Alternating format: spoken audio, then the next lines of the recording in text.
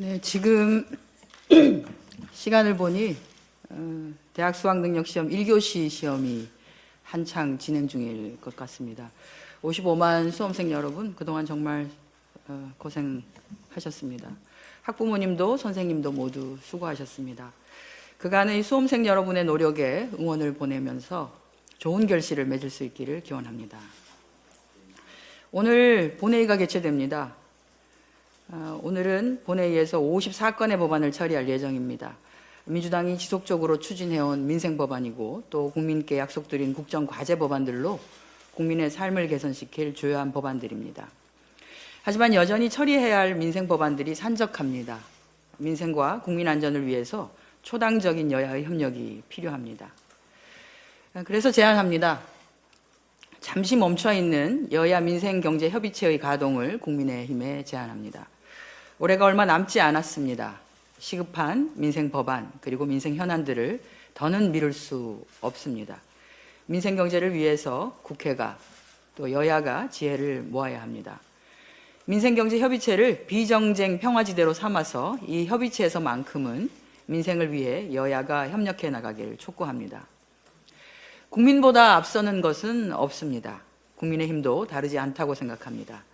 더 늦기 전에 민생경제협의체가 가동되기를 바랍니다. 아울러 민주당은 국정감사에서 제기된 국민 체감 민생정책 추진에도 박차를 가하겠습니다. 우리 당은 이미 상임위별 당정협의를 열어서 암표 근절 3법 조속 처리, 그것의 뜻을 모았으며 농수산물 온라인 도매시장 제도 기반 마련 등을 통해서 생산자와 소비자 모두에게 도움이 되는 농수산물 유통구조 개혁, 그리고 섬주민 교통권 강화를 위한 해운법 개정, 이상수온으로 피해를 입은 어민들의 보험료 부담을 경감시키는 등의 정책 추진에도 본격 돌입했고, 또한 보훈 의료 사각지대 해소를 위해서 준 보훈병원 도입 논의도 착수했습니다. 민주당은 앞으로도 국민 불편 해소 및 부담 완화를 위한 국민 체감 민생 정책을 꾸준히 추진해 나가도록 하겠습니다. 유네스코 세계유산위원회지요. 유네스코는 1995년에 종묘 등재 당시에 세계유산구역 내 경관 악영향 가능성이 있는 인근 지역에 고층 건물 인허가가 없음을 보장할 것이라고 명시하였고, 대한민국은 당시 세계유산위원회의 결정에 따르겠다고 한 바 있습니다. 그 약속이 흔들리는 가운데 유네스코는 지난 4월에 종묘 주변 재개발 사업에 대한 부정적 우려와 함께 세계유산 영향평가를 서울시에 요청했습니다. 세계유산 영향평가는 세계유산에 부정적인 영향을 미칠 수 있는 건축물이나 시설물 설치 사업 등에 대해서 조사, 예측, 평가하는 공식 절차입니다만, 서울시는 세계유산 영향평가를 받지 않겠다고 국가유산청에 통보했다고 합니다. 국가유산청은 과거 2009년에서 2014년 사이 기간을 보시면 당시 오세훈 서울시장과 시장이 있었던 재임 시절이기도 하고, 정부로 보면 이명박 박근혜 정부입니다.